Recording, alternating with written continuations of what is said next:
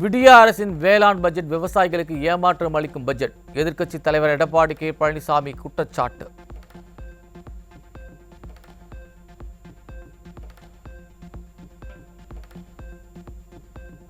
வேளாண் பட்ஜெட்டில் கிராமங்களுக்கு உரிய முக்கியத்துவம் அளிக்கப்படவில்லை. திமுக அரசு செயல்படாத அரசாக உள்ளதற்கு இதுவே சிறந்த உதாரணம் என எதிர்க்கட்சித் தலைவர் எடப்பாடி கே பழனிசாமி விமர்சனம். காவிரி குண்டாறு திட்டம் குறித்து பட்ஜெட்டில் எந்த தகவலும் இல்லை என எதிர்க்கட்சித் தலைவர் எடப்பாடி கே பழனிசாமி குற்றச்சாட்டு. மேகதாது அணை விவகாரத்தில் எடுக்கப்படும் நடவடிக்கை குறித்து எந்த தகவலும் இல்லை என்றும் விமர்சனம். குறுவை சாகுபடி செய்து பாதிக்கப்பட்ட விவசாயிகளுக்கு ஏக்கருக்கு 35,000 ரூபாய் நிவாரணம் வழங்க வேண்டும்.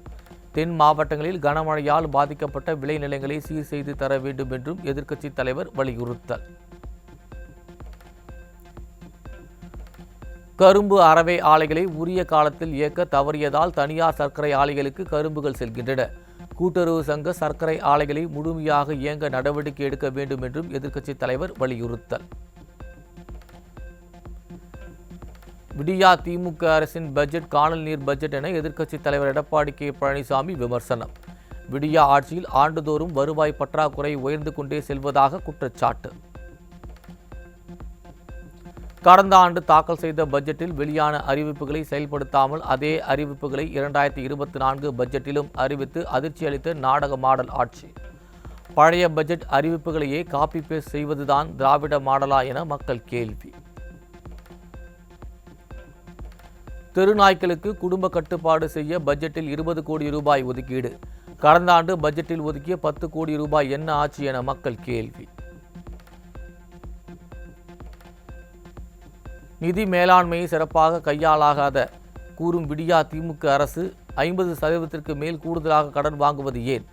தமிழ்நாட்டின் உட்கட்டமைப்பு வசதிகளுக்கு செலவிடாமல் கருணாநிதிக்கு பேனா சிலை, நூலகம், ஜல்லிக்கட்டு அரங்கம் என்று சுய விளம்பரம் தேடிக்கொள்ள தங்கள் தலையில் கடன் சுமையை ஏற்றுவதா என மக்கள் கேள்வி. வேளாண்மை பட்ஜெட்டிலும் விளம்பரம் தம்பட்டம் அடித்த விடியா திமுக அரசு. தென்னை விவசாயிகளின் கோரிக்கைகள் பட்ஜெட்டில் இல்லாததால் விவசாயிகள் அதிருப்தி. சட்டப்பேரவையில் எம்.ஆர்.கே. பன்னீர்செல்வம் வாயில் சிக்கி சின்னாபின்னமான தமிழ் இலக்கிய பாடல்கள். வேளாண் பட்ஜெட்டின் போதும் கம்பராமாயணம், குறுந்தொகை, புறநானூறு, விருந்தோம்பல் பாடல்களை குதறி தள்ளிய அவலம். கழனி மா அத்து விளைத்தகு தீம்பழம். கழனி மா அத்து விளைத்தகு தீம்பழம் பழன வாழை. மறுபடியும் சொல்றேன், நல்லா கேட்டுக்கங்க. கது ஊர் மூரான் என வயல் அருகில் உள்ள மாமரத்திலிருந்து பழுத்து தானாக விழுகின்ற இனிய பழங்களை என்ன ரொம்ப ஜாம் ஆகுது. விடியா அமைச்சர் எம்.ஆர்.கே. பன்னீர்செல்வத்தின் தமிழ் பேச்சாற்றலால் அதிர்ந்து போன சட்டப்பேரவை. தமிழையே சரிவர உச்சரிக்க தெரியாதவர்கள் தமிழ் நூல்களை உலக அரங்கிற்கு எப்படி கொண்டு செல்வார்கள் என மக்கள் கேள்வி. அடுமகள் முகந்த அளவா வெண்ணெல் தொடிமண் உலக்கை பருவூர் குற்று மர்க்கா சொல்லு. பருவூர் குற்று மர்க்கா சொல்லு. பருவூர் குற்று அரிசி. முன்னாள் அமைச்சர் செந்தில் பாலாஜிக்கு மார்ச் 4ஆம் தேதி வரை நீதிமன்ற காவலை நீட்டித்து சென்னை முதன்மை அமர்வு நீதிமன்றம் உத்தரவு. சட்டவிரோத பண பரிமாற்ற தடை சட்ட வழக்கில் கைது செய்யப்பட்ட செந்தில் பாலாஜிக்கு 22வது முறையாக காவல் நீட்டிப்பு. மேல்மா சிப்காட் விரிவாக்க திட்டத்திற்கு எதிராக போராடியவர்கள் விவசாயிகளே இல்லை என அமைச்சர் ஏவாவேலு கூறிய விவகாரம். சென்னை நோக்கி செல்லும் விவசாயிகளை தடுக்கும் விதமாக தடுப்பு வேலி அமைத்து போலீசார் குவிக்கப்பட்டதால் பரபரப்பு. டெல்லி பார்டரில் மோடி அரசாங்கம் போட்டிருக்கிற போலீஸ் இருக்கிற இடம் இல்லை இது. விவசாயிகளுக்கு ஆதரவாக நிற்கிறேன்னு சொல்லக்கூடிய முதலமைச்சர் ஸ்டாலின் அவர்கள் தலைமையில் இயங்கக்கூடிய தமிழ்நாடு காவல்துறை மேல்மா சிப்காட் பகுதியில் இருக்கக்கூடிய இடம் தான் இது. மேல்மா சிப்காட் விரிவாக்கத்தை எதிர்க்கும் கிராமங்களில் ஏராளமான போலீசார் குவிப்பு. அமைச்சர் ஏவாவேலு கூறியது போல் 5 பேர் மட்டும் போராட்டத்தில் எதற்காக 100க்கும் மேற்பட்ட போலீசார் குவிந்துள்ளனர் என்று விவசாயிகள் கேள்வி. 5 நபர்கள் 10 நபர்கள் போராடுறதுக்கு எதுக்காக இத்தனை 100 காவல்துறையினுடைய வாகனங்கள்? 2 கிராமத்து மக்கள் தான் போராடுறாங்கன்னு சொல்லியிருக்கிறாரு. எதுக்காக அனைத்து கிராமத்திலையும் நூற்றுக்கணக்கான காவல்துறை இவர்கள் குவிச்சு இந்த மக்களை மிரட்டக்கூடிய தோணியில் இருக்கிறாங்க? மோசடி வழக்கில் பாஜக நிர்வாகியும் நடிகையுமான ஜெயலட்சுமி கைது. போலியான ஆவணங்களை தயாரித்தல் உள்ளிட்ட 2 பிரிவுகளின் கீழ் காவல்துறையினர் வழக்கு பதிவு. சென்னை மாதவரம் அருகே உள்ள பழைய டயர் குடோனில் பயங்கர தீ விபத்து.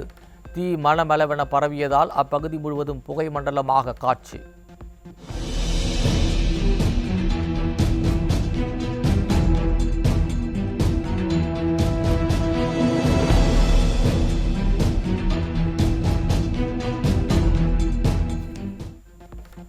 ஒன்பது அம்ச கோரிக்கைகளை வலியுறுத்தி சென்னையில் பார்வை மாற்றுத்திறனாளிகள் சாலை மறியல். அரசு வேலைவாய்ப்பில் 1% உள் ஒதுக்கீடு உள்ளிட்ட கோரிக்கைகளை வலியுறுத்தி தொடர்ந்து போராட்டம்.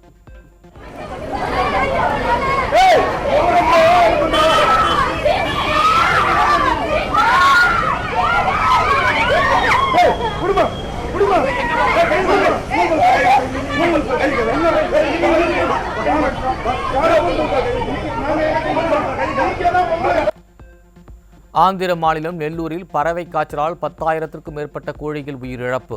தமிழக ஆந்திர எல்லைப் பகுதியில் விடியா திமுக அரசின் சுகாதாரத்துறை முறையான கண்காணிப்பில் ஈடுபடாததால் பறவை காய்ச்சல் நோய் தொற்று பரவும் அபாயம். விலையில்லா மடிக்கணினி வழங்க கோரி மாணவர்கள் போராட்டம். முதன்மை கல்வி அதிகாரி அலுவலகத்தை முற்றுகையிட்டதால் பரபரப்பு. 2 வாரத்துக்கு மேல பூஜையில் கொடுத்துட்டு இருக்காங்க. இன்ன வரைக்கும் காரைக்கால் மாவட்டத்தில் ஒரு பள்ளிகளுக்கும் கூட கொடுக்கவில்லை. இது பெரும் காரைக்கால் மாவட்டத்தை புறக்கணிக்கிற மாதிரி புதுச்சேரி அரசு பண்ணிட்டு இருக்கு. இலவச மிதிவண்டியை வழங்கல, மடிக்கணினி வழங்கல, தொடர்ந்து மாணவர்கள் மத்தியில புறக்கணிக்கிட்டே இருக்காங்க. சண்டிகர் மாநகராட்சிக்கு நடத்தப்பட்ட மேயர் தேர்தல் முடிவை ரத்து செய்து உச்சநீதிமன்றம் உத்தரவு. பாஜகவுக்கு ஆதரவாக செயல்பட்ட தேர்தல் அதிகாரி குற்றவாளி எனவும் அறிவிப்பு.